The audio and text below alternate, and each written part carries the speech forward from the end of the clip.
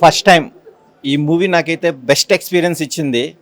General zonal చూసే సినిమాలు వేరు, ఒక కొత్త ఎక్స్పీరియన్స్. ఒక హాలీవుడ్ మూవీని మనం చూసేటప్పుడు ఏ ఫీల్ ఫేస్ చేస్తామో, నాకైతే కనుక రీసెంట్గా వచ్చిన అవతార్లో ఉన్న ఎలివేషన్స్ మన హేమంత్ గారు విఎఫ్ఎక్స్ ద్వారా మనకు ప్రజెంటేషన్ చేశారు. బట్ కాన్సెప్ట్ కూడా డిఫరెంట్గా ఉంది. పార్ట్ 2 కూడా ఈగర్గా వెయిటింగ్ చేసే విధానంగా. కామన్గా చేసే సినిమాలు వేరు, ఒక కామన్ సెన్స్ అనేది ఇంప్లిమెంటేషన్. ఒక డిసీజ్ వస్తే మనం ఫేస్ చేయలేకపోయాం, ఫర్దర్గా ఇంకొక ప్రాబ్లం వస్తే ఎలా ఫేస్ చేయాలి, రేపు పొద్దున ఫ్యూచర్లో మనం చదువుకున్న పుస్తకాలలో కొత్తవి మనకు ఎదురవుతున్నాయి. సో ఇది టోటలీ ఈ 2026 వర్షన్ కాదు, ఇది 2050 వర్షన్ కూడా ఈయన ఇంటిచ్చారు.